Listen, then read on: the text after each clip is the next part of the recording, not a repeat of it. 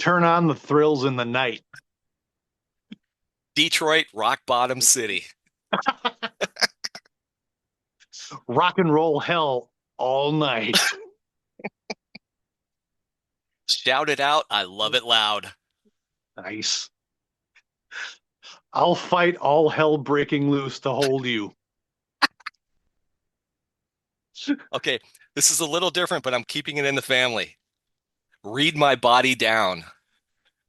Ooh, damn, getting contemporary. Got Love Gun for sale. It's better than mine under the love gun. X-ray eyes watching you. Excellent. Turn on the thief in the night. All right, this is my epic finale.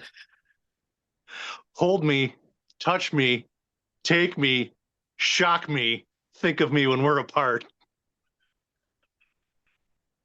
Oh man, what can I say now except I just want to bang bang you.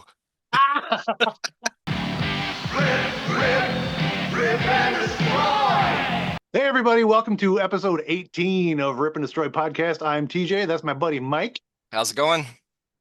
And tonight we are doing an episode that is, somewhat inspired by our love of Marvel comics. If you guys remember, Marvel had a series a long time ago called What If, which has also since become a cool animated show that you can watch on Disney Plus. And what they always did was they kind of played with the timeline and the lore of Marvel comics and asked, what if something was a little bit different? How would it affect the whole Marvel universe, and how would it affect the future and the storylines? So that's kind of what we're going to do tonight. We're going to talk about what if something was a little bit different in KISStory and what would have happened. This is going to be fun. Welcome to episode 18, or as Kiss called it in 1998, episode Dreamin'. Before we get started, a couple quick things just to catch us up. First of all, I want to say a huge thanks to our friends at KISS Army Omaha. They have a Facebook page. It's a great place to go to get turned on to a lot of different KISS podcasts, and they've been gracious enough to post ours on there as well. So thank you very much for that. And Omaha strong, brothers. Omaha Strong. And then also, this is fun. So if you remember last time, we kind of you put it out there. I totally agreed with you that every Kiss song, up to and including Read My Body, was better than any Motley Crue song ever. So on YouTube, we had a comment who challenged that notion. They said, actually, Louder Than Hell is better than Read My Body. Yeah. And I thought, okay, they've thrown down the gauntlet, challenge accepted, because as we know, we're all about the scientific method here on Rip and Destroy. So I thought, okay, so I took the time, I listened to Louder Than Hell, and I remembered it because I had that record when it came out. And then I did not listen to Read My Body. I li I listened to Louder Than Hell, and I thought, you know what? He's right. He's right. So Yeah. thank you for the comment, and I concede. Yeah. I saw that on YouTube, and yeah, I said, yeah, I was going to give him that one. So, Mhm. yeah, good call. Good call. Great comment. Thank you for So, that. yeah. So, the only other thing I have to talk about is something that's been kind of bugging me a little bit. And I just feel like it's something that we need to address.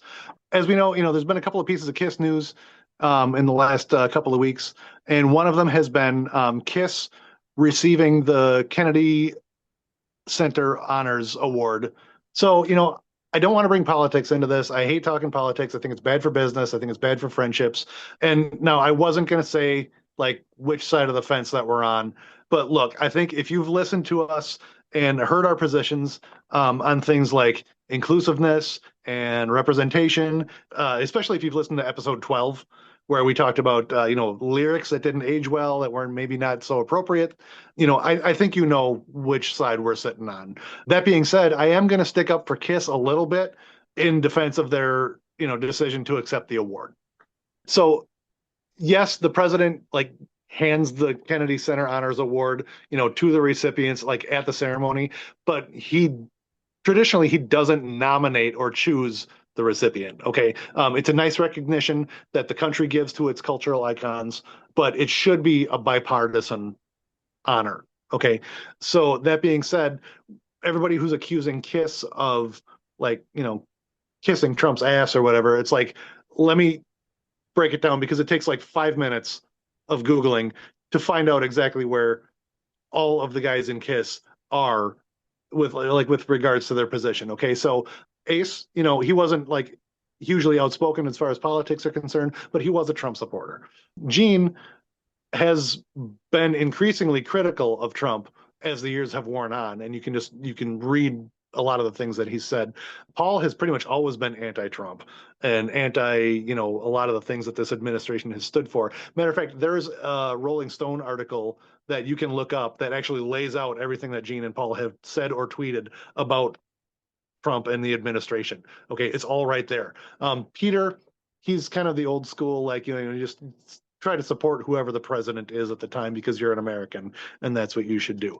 So, as far as a lot of people saying that KISS accepting the award is, shitty of them or it's career suicide or they're going to alienate a lot of their fan base. I mean, let's face it, a lot of their fan base is on the other side of the fence as whatever you are. Okay. So I mean, KISS appeals to millions of people on of all types. So I don't think they're alienating, you know, half of their fan base just by accepting this award. Of course, we know that Gene will take publicity wherever he can get it. And Paul, and although I feel like he was gracious and respectful in some of the comments that he made and in accepting the award. I mean, if we read what he's said about about Trump, I have a feeling that internally he felt like Ralphie being forced to try on the pink bunny costume in A Christmas Story. Okay, so and before Ace passed away, he said that he was excited about receiving the award. So I think, like I said, I think it was gracious and professional of them. Would they have done better to like turn down the award? I think in the long run, I don't think that would have done them any favors. I think, 50 years from now, when you look at their legacy, the fact that, receiving the Kennedy Center Honors Award is on their resume, is a positive thing, no matter who's in office right now. So I'll say it, as much as I don't care for Trump, and you know what? I don't really care if you stop watching us or not, because Rip and Destroy was a fucking fanzine that was started by a punk and a metalhead, and now it's a fucking podcast run by a punk and a metalhead, and we don't really care. It would not be very rock and roll of us to care what you think. I am going to say that, but at the same time, we're here to celebrate KISS and the fact that KISS got an award and an honor from the country is, it is what it is, and I don't think it doesn't destroy a legacy and it doesn't tarnish a reputation by any means. So it is what it is. The sun's still going to come up tomorrow. Deal with it. No, that's great insight. And you taught me a lot there that I didn't know. I didn't realize it was bipartisan. I don't know how much involvement Trump would have had. I know Kid Rock did not get one, so that would Yeah. suggest he probably wasn't naming the nominees. So a couple of my thoughts specific to KISS. This isn't necessarily how I'd approach it. I could see why somebody would do it. I could see why somebody would not do it. Specific to KISS, though, with the exception of the Rock and Roll Hall of Fame, they've never really gotten their flowers at all. And I think that they've been deserving, since 1974. And then the first thing I did is I was curious to see who the previous winners were. And when I Mhm. saw that list and I thought, what would it feel like to be counted amongst those, winners, like Led Zeppelin, for example, I'm like, oh yeah, that would be hard to walk away from. But the thing that really capped it for me was just realizing that, Peter Criss is 80 years old, you know, Mhm. and he can't do a Mel Brooks. Maybe he can, Lord willing, he'll be able to, but all signs point to, we don't necessarily know where everybody's going to be during the next administration. So Exactly. if there was a time to do it, it's now. So I like, I appreciate the fact that they got honored. I appreciate the fact that it was a bipartisan committee that chose them. But yeah, like I said, I could see why somebody would do it, why they wouldn't. But specific to KISS, I'm glad they got their flowers. They deserve it. So I guess the what if scenario we can entertain at some point down the road is what if they had not received this honor? What if they chose not to? That Right. didn't make my list for today. I've got four different what if scenarios. Rumor has it you have three, maybe four. Yeah, we'll see what happens. And then at the very end, we had a viewer send one in that's absolutely hilarious. So be sure to stick around for that one. So who's going to Nice. kick this off, you or me? You can, since you definitely have four. Okay. Well, before we get into it, I got a question. Where were Yeah. you on July 13th, 1985? What were you doing? let's see, July 13th, 85 would have been 3 days after my 11th birthday. So I don't know. I might have been at an arcade somewhere playing Cubert. I don't know. Got it. Well, you'd be the one person who was, because my scenario number one is, what if Kiss played Live Aid?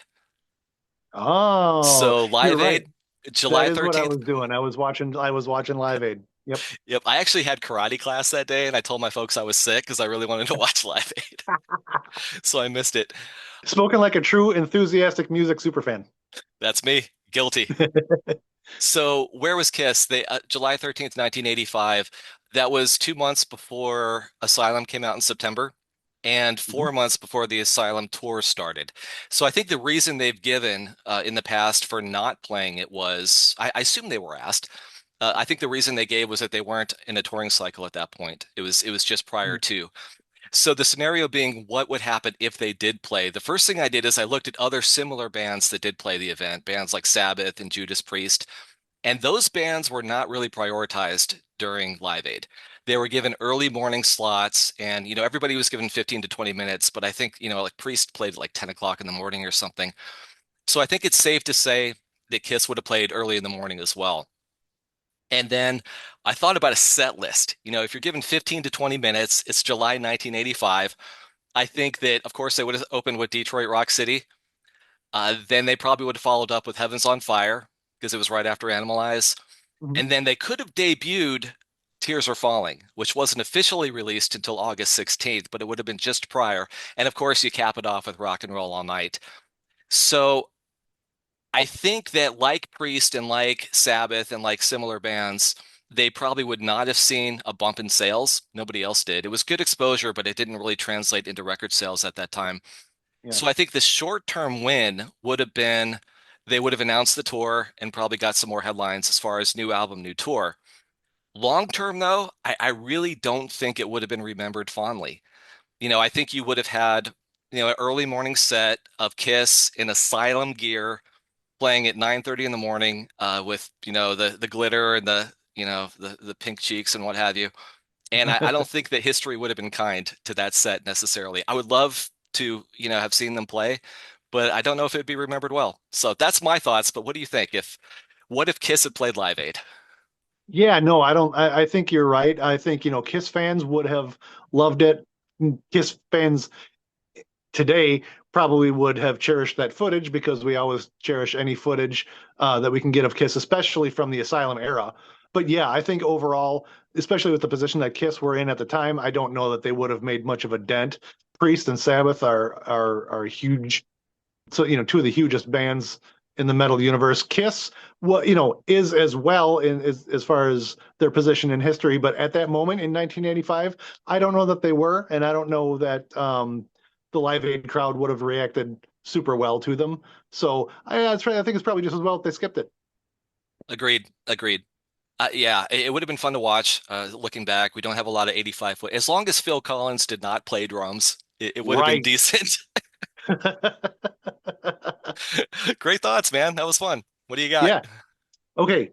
What if Kiss had hired Bob Kulick instead of Ace Frehley?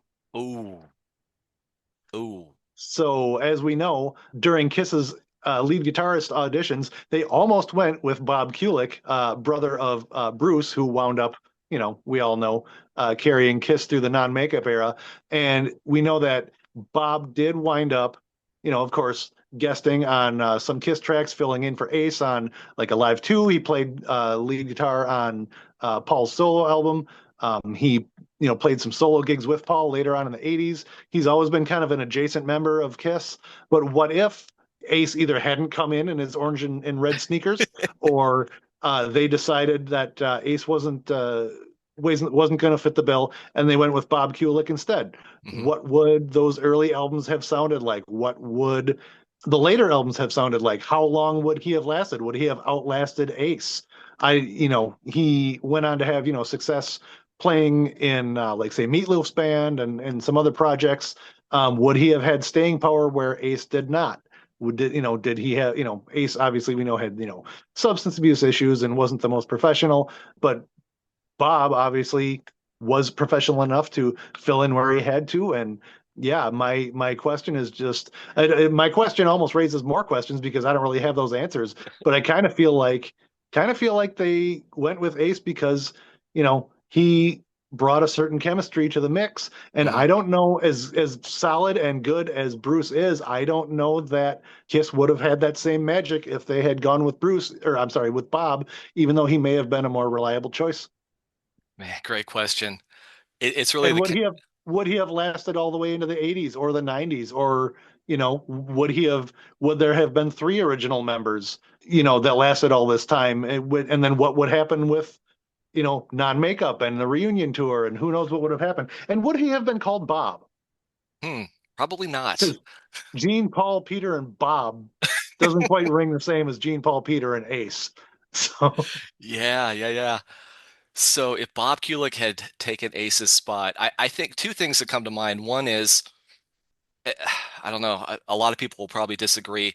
I think the songs probably could have been better. Bob Kulick was a great player. He was a great songwriter, mhm. but they would not have had the same swagger, the same attitude. Right. And I think that Hmm. goes back to the chemistry thing you were talking about. Yeah. So better songs, but not as good. I don't know if that makes sense. Yeah. And then you brought it up too. I was thinking about what would that have meant to the other projects that he did during that time. He and Bruce both were a huge part of Bad Out of Hell, the Meatloaf record. I think Bob was actually on the record. Bob and Bruce both did the t tour for Hmm. that album, which is an amazing album. I like that one too. And I know he factored into that quite a bit. So, and then considering the fact that Bob played so much on Paul's solo album in '78, that would have sounded totally different too, because I assume he would not have at that. Maybe Ace Right. would have played on Bob the. would have had his own solo album. Yes, he would have. And maybe Ace could have played on Paul's. That'd be cool. Right. So they probably would have worn wigs sooner. Bob was Maybe. Great But question. in any case, R.I.P. Bob Kulick. He's no longer with us. Mhm. He was a good another solid rock soldier in the Kiss Army. Yep, indeed. Scenario number three, 1996. What if the reunion tour had failed? Ooh, Yeah, here's what I'm thinking. The first thing I'm thinking is the Kiss obviously would have continued. One big takeaway from this book here, Kiss and Sell from Chris Lent, which is a fantastic book. We've talked about this in the awesome past. book. Yeah. He was kind of the accountant. So he gives a behind the scenes look at what was really happening with the business of the band during those years. And one of the big takeaways for me, I loved reading about the Creatures tour in 1982. And as the accountant, he was seeing, 1,400, 1,500, 2,000 people come to an arena show. And he kept saying, guys, we got to scale this back. We got to play theaters. Do we cancel the tour? And then at one point, Paul said, you have to understand there's a pride issue here too. It's not just about the dollars and cents. So I think if the reunion tour had failed, Kiss would have continued, because of that. I don't think any of them were ready to be done at that point. My assumption is they would have quickly reverted back to Carnival of Souls. Carnival of Mhm. Souls would have got its moment in the sun, and it probably would have gotten a tour too, which would have been quite cool. I think that, you'd have Bruce back in the mix, and I think he probably would have been there till the very end, because he's still playing today. He's still playing really well today. So I think Bruce Kulick would have been back in the band, and I think Tommy would still be a part of the business. He'd be contributing in other ways. I just don't know if he'd necessarily be on stage performing. And the only other thought I had about it is with that, I think it obviously would have been a significant step back from what actually happened with Psycho Circus and onward. But so I think the build up to the final show would not have been what it was, and certainly not what we all hoped it would have been, at the very end. I don't think it would have been the big event. I think there probably would have been a farewell tour, but it would have been somewhat anticlimactic if the '96 tour had failed. And I'm certainly glad it didn't, and I saw it and it was amazing. So what do you think? I guess the question that raises is, if the 96 tour had failed, why would it have failed? Do you maybe in the 90s people didn't really want Kiss back in makeup? Maybe in the 90s, it would have been seen as a desperation move. Hmm. Um, it's I guess that's an interesting question too. Like how could it have failed? Because every Kiss fan wanted it by that point. as far as the Kiss Army, everybody wanted them back in the makeup. Everybody wanted to see Ace and Peter back. Hmm. So could it have failed? Probably not. But I guess yeah, that's the question: is how would it have failed? But yeah, let's say they put all this effort into it, and just the fans just farted on it, and it didn't. And it didn't click. They may have done one run on the tour, Hmm. in like '96, and not have done, the picked up the Lost Cities, in the next year. They probably would not have done a Psycho Circus. They would not have done any more tours. It would have been a nostalgia thing, and I don't even know if they would have reverted. I think that might have been the end of them, Interesting. just because at that point, as good as Revenge was, it still wasn't top Billboard smash hit Right. record. But I think they would have, made that last ditch effort, and I think they probably would have fizzled afterwards. And I don't think they would have had the remaining 30-year career that they did afterwards. So yeah, I think if the reunion tour had failed, I think that would have been the end. That makes sense. I mean, once you play that card, where do you go Yeah, from there? And when I yeah. think about reasons why it might have failed, yeah, I know they were very strategic with the timing. They wanted to be sure that they were the biggest thing on the road at that point, so they weren't competing with like a U2 or something like that. But I Mhm. also think about the things that eventually brought it to a head later, years later. Maybe if they had happened sooner, it could have fizzled before it did. I'm glad it didn't though. But Yeah, interesting to think about. same, for sure. So my next what if scenario actually ties a little bit into what we were just talking about. And that is, what if Carnival of Souls had been released when it was intended after Revenge?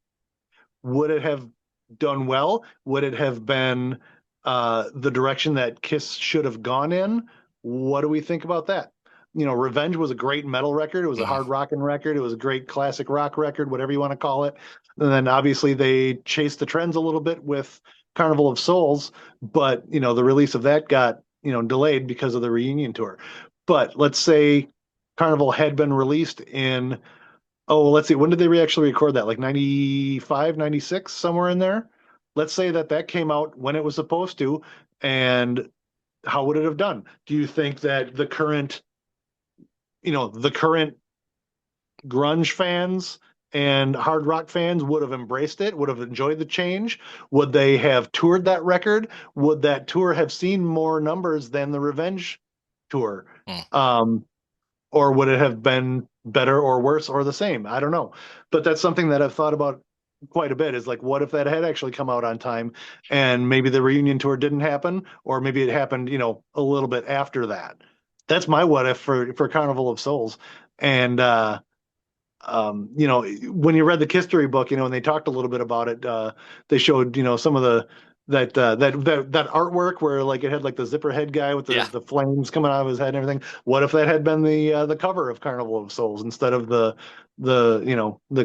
quickly taken studio picture that wound up on it, years later? I don't have an answer for this scenario. So, Do, do, do you have any thoughts on that? well, do you have like an inkling? If you had to check a box, what do you think might have happened? Do you think it would have been a hit? Do you think it would have, you I know? don't think it would have been a hit.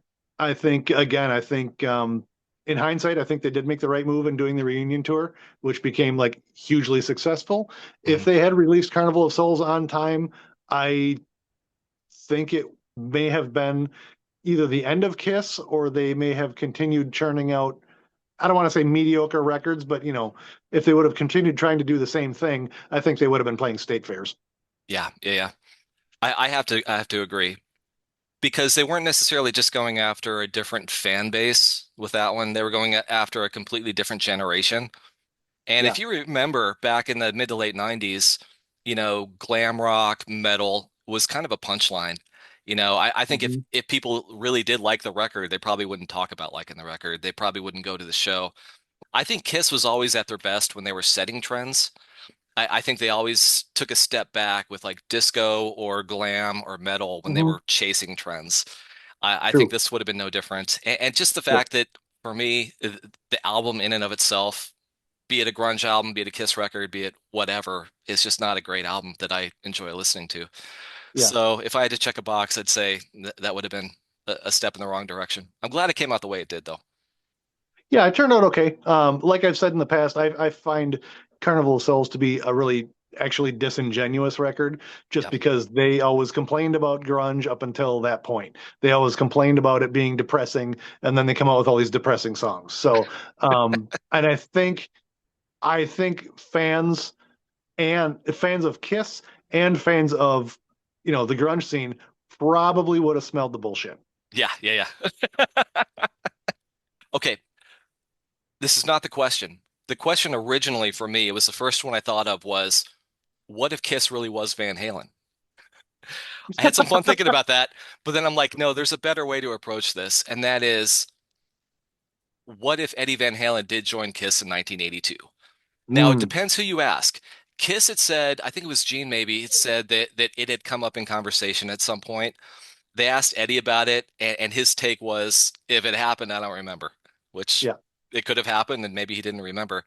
right. So I took a look at where was Van Halen at that point, and how would it have affected the Van Halen career first. And so 1982, basically it really only would have affected one actual Van Halen record, and that's 1984. Because 1982 they put out Diver Down, which is a killer record, but it's mostly Yeah, covers. Then 1984, and then you go straight into Van Hagar, which would not have happened at all. Because I'm kind of imagining that Eddie would have been there from 82 to 96, and then we pick up with Ace in 96 moving forward. So that's my block of time. So that's 1984, 5150, OU 812, For Unlawful Carnal Knowledge, and Balance would not have existed. However, all of those songs could have been Kiss songs because because the way Van Halen did it was they gave credit to everybody. That's how they kept the band together for so long. Everybody got an equal cut. But the truth of the matter was Eddie wrote the songs and Sammy and Dave wrote the lyrics. So you think about it, I mean, songs like Pound Cake as a Kiss song would have been totally kick ass. That would have been great. Then I thought about, how would Eddie's addiction have affected the band, which wasn't really a problem with Van Halen until 96. People, is obviously it had always been there to a certain extent. Some people went as far as to say that, prior to 96, it actually helped him, with productivity and creativity. I don't believe that. As somebody who's worked very closely with recovery centers, I don't buy into that. That's nonsense. yeah. However, it wouldn't have affected Kiss so much because it didn't really become a problem until 96. And I think it would have added consistency to Kiss. I think that it would have added better songwriting. I think they would have gotten whatever they were looking for with Mark St. John. And I think you would have had more keyboards. I think it would have been pretty cool. And the timing would have been perfect because you would know. I mean, if Eddie did the Creatures tour, you'd know 2 seconds into the show exactly who was on stage. He was so unique in his approach to guitar and such a genius. But then, if you do look it up and he's unmasked anyways. So it's fun to think about. What do you think? What if Eddie had joined in 82?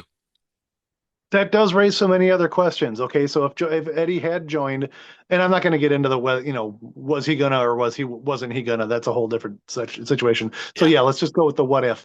So if he had joined, would he have put on makeup or would they have taken off the makeup right away? Because you're right, he would have been completely recognizable. And Yeah. so it would have been silly for him to be putting on makeup and platform boots because everybody would have known it was Eddie Van Halen.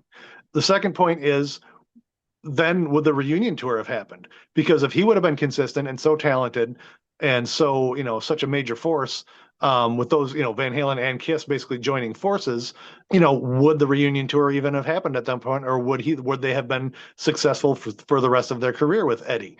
Then another point is, unless, like you say, his addictions caught up with him in 96, which happens to dovetail exactly with the Kiss reunion, would he have gone off the rails in 96 and then they would have had the reunion back with Ace and Peter with makeup? Maybe that would have happened.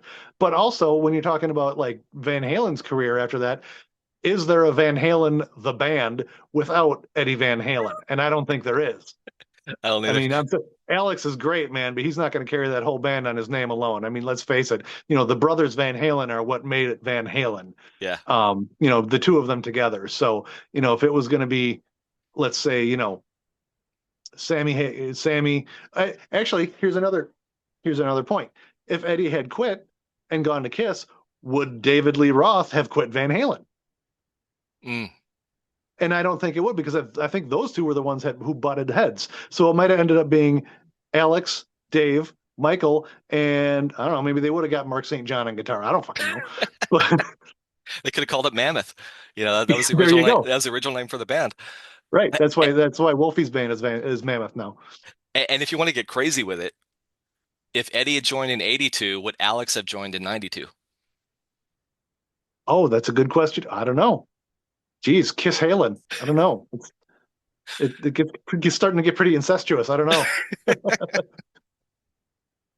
I feel like our questions are raising more questions than answers. We have no answers for any of this. Exactly. We Oh have well. to well, we have to ask Uatu, the Watcher. Okay, Halloween 1978. What if Kiss Meets the Phantom of the Park turned out good? What if Kiss Meets the Phantom of the Park was actually A Hard Day's Night meets Star Wars? What if the acting was good? What if the plot was great? What if the special effects were kick ass? What if it was an awesome superhero rock and roll movie? What would have happened after that? Would they have made more movies? Would they have become more of a superhero act? Would they have even continued with music? What would the music have been like? Would Ace and Peter have quit? Would Ace get lines? Would Ace get more lines? Yeah, would there be an amazing series of rock and roll sci-fi movies starring Kiss that lasted until today? Who knows? But that is my what if for 1978. What if Kiss Meets the Phantom turned out kick ass? If Kiss Meets the Phantom turned out kick-ass, I think Gene would have been delighted. I think he would have been a Oh pig yeah, in slop, man. He wanted to do the movies. yep, I think you probably would have seen a weekly TV show, half hour. sure, That would have been cool. You'd see a Saturday morning cartoon, which would have been yep, super badass. hmm And then you probably would not have seen too many records or tours for that matter. right. What happened to Elvis when he started doing movies? Was he still recording music? I don't know. He was, if memory serves, he did movies because Colonel Tom couldn't go out of the United States because he had a felony or something like that. So he couldn't tour internationally. They had to Uh, stick to the States, so he needed something else to do. oh, okay, Yeah. But yeah, he was still recording at that time. Also doing soundtracks for like Clam Bake and what have you. right. Okay, well, I'm glad you knew that because I didn't. But yeah, so that does definitely raise the question. Would they have still been making music? Would The Elder have happened at that point, Yeah. or would The Elder have been one of their movies?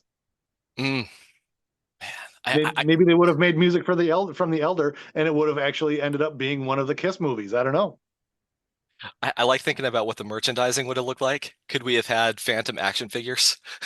Oh yeah, definitely action Love figures it. with fire breathing action and laser beam, and you would have had a little Ace action figure that did this. I want to see Sam the Serpent on the Saturday morning cartoon talking. Oh yeah. Oh, he totally would have been the animal mascot. Yeah, the funny animal sidekick, like Orko on He-Man. Man, I love it. I'd have the DVD collection of all the episodes, like the Planet of the Apes episodes. A lot of people don't Yeah, know that was a TV show too. It was. It was actually kind of yeah, fun and a it was. cartoon. Yeah, So yeah, I'd compare it to Planet of the Apes. It would be a series of movies, TV shows, and then cartoons. That would have been yeah, great. yeah. Sure, why not? All right. You could Well, you could have bought replica Kiss talismans at Toys R Us.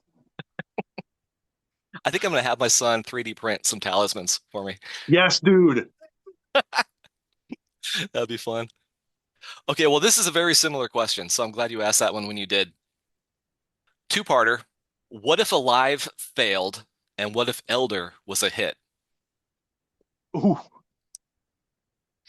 So, and I put two on there because I didn't split them up because I think the first half is pretty easy. If Alive had failed, Casablanca would have gone bankrupt, Neil Bogart Yeah, would have been broke, and I think Kiss would have yeah, broken up.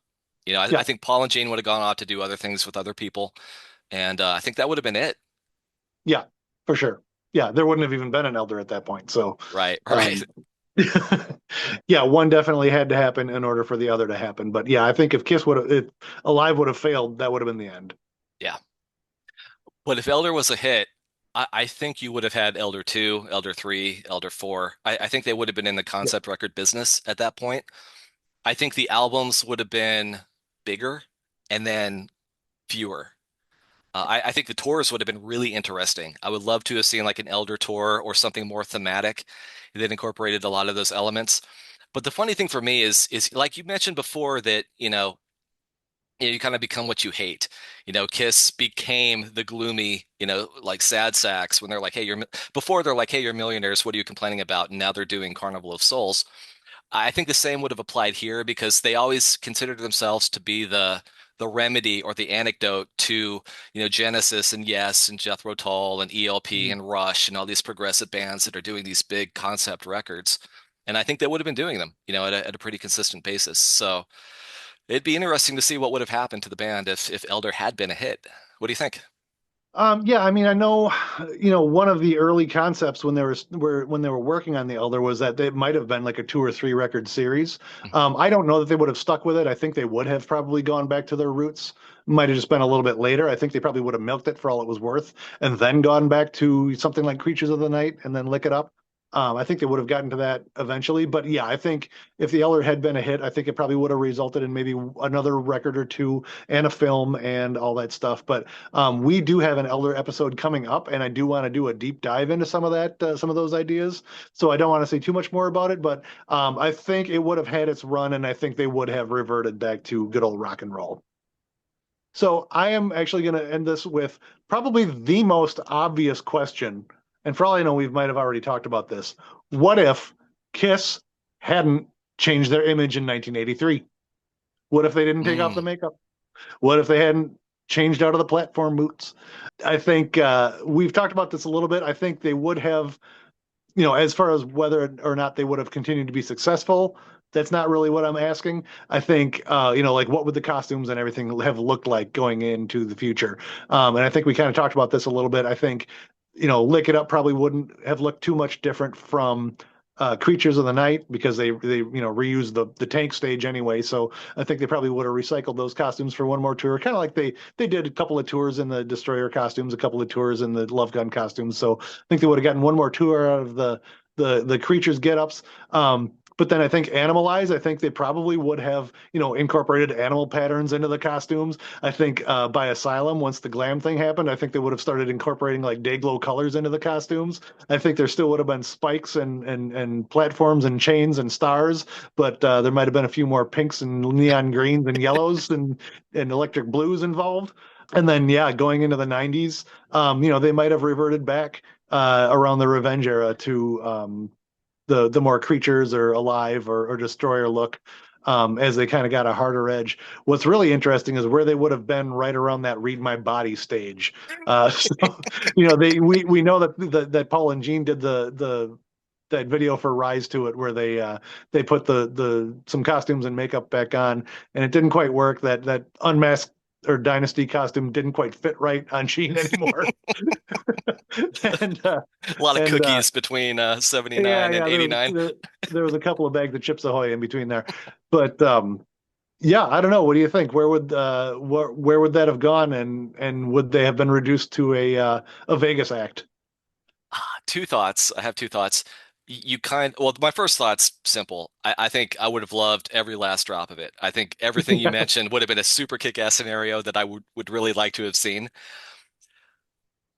But you kind of base projections on 5-year trends. So I go back a couple years and I take it from, you go from it'd be like 78 to 83, and it was a downward slope.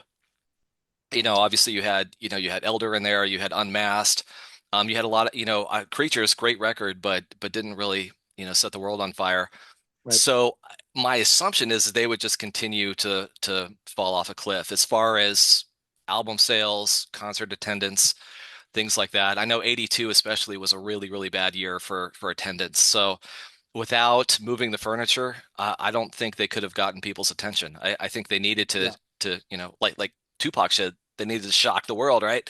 And they did that by taking the makeup off, and they did it by putting the makeup back on. So I can't help but think that it probably would not have worked out well for them. It was a savvy move on their part. Yeah. Yep. You're probably right. And I think what we've learned by all of these what if scenarios is that things tend to happen the way they should. Mhm. And some things might have made for interesting alternate history, but ultimately, I think they are retired and they are happy and they have a great legacy. You know, things fall into place the way they're meant to. Hmm. This is a blast. Yeah, We're gonna have to revisit this again in the future because I think we easily could. Yeah. I'd also like to hear from other people too. If you want to leave a comment, what your scenario is, because this is a lot of fun. With that, you and I spent a lot of time and effort into coming up with the best scenarios we possibly could, uh, applying our scientific methods and what have you. And Right. then we just completely got outdone by one simple viewer comment, which I think is hilarious. So, okay, here it is. This is a scenario sent to us by somebody who watches the podcast. What if Gene married Cher? What if Gene married Cher? We're looking at 77 to 79. And Yep. basically, what we're asking here is what if Gene had never met Diana Ross? And he met Diana Ross because of Cher, because in 79, Cher said, "Why don't you go Christmas shopping with my friend and get something for me for Christmas?" The friend turned out to be Diana Ross, and you left Gene alone with Diana Ross. And what the hell did you think was going to happen, Cher? Sorry. So, what do you think would have happened in 79? Oh my God. Wow. That's a good one. Yeah. Well, I don't know what exactly was Cher doing in '79. What music of hers came out? What was she doing? Disco? Was she doing pop? What was she up to? Because that's post Sonny Bono. Yeah. And between and I guess I'm not a big enough Cher fan to know what she was doing between Sonny and Cher, and if I could turn back time. I don't know what was happening for Cher in those years that she was actually dating Gene. So I don't know if it would have influenced her music. I don't Yeah. know if she would have influenced Gene's work. I do think that Gene probably would have spent even more time away from Kiss. Although, I think at that time, he was still involved in this wasn't like the 80s where he was trying to, go Hollywood. He was still pretty involved in Kiss, even while he was dating, Diana Ross and Cher. But those I think were some of the beginnings of distractions for Gene. Yeah, I don't know. Would she have guest starred on The Elder? Would she have covered I Was Made for Loving You? I don't know. I don't know what would have happened. So if we're talking about those two getting married, well, I know he probably would not have said as many misogynistic things as he did Mm, in the 80s in right. interviews. If only. Yeah, I think she probably would have kept him in line quite a bit. We just said everything worked out the way it should. Maybe not this one. Maybe, maybe we could have benefited from Uncle Gene and Auntie Cher. I don't know. What do you Here- think? Here's a question. That Wendy O. Williams record that came out in what, 82, 83? Would that have been Cher? Gene produced it, Gene wrote the songs, Kiss played on it. That could have been Cher's record. Could have been, yeah. I mean, we could have had a metal record from Cher, Yeah, not a bad thing. which could have been interesting. Yeah, I'd buy it. I put it on the shelf right next to my Dolly record, her hard rock record. The only other thought I had is, if he married Cher, he would have been, you know, insufferable and, big-headed and basically nothing would have changed. Great question. Thank you for sending that one in. That's our genie. Thanks. Well, if you have All a right. scenario you want to share with us, if you disagree with anything we said, if you agree with it and you want to let us know, we'd love to hear from you. As you can see, we incorporate a lot of the comments into the show itself. So we'd like to know what's on your mind. You could reach us at ripanddestroypodcast@gmail.com. That's ripanddestroypodcast@gmail.com, or leave a comment on Spotify or YouTube. Yep. And don't forget to find us on Instagram at Rip and Destroy Podcast, where we post a lot of dumb shit. Exactly. And whatever you celebrate, be it Christmas, Hanukkah, Kwanzaa, solstice, or nothing at all, whatever the case may be, I hope you have a wonderful holiday season. And thank you for being a part of the show. Yeah, we are actually going to take a break. There is going to be no new episode around the 30th of this month. We usually post on the 15th and 30th. We're going to take a little holiday break, and we will see you back here on in mid-January for our next episode. So everybody have a great holiday season, whatever it is you do, and stay safe, be good, and Merry Christmas. Kill the power, Phil. Kill the power.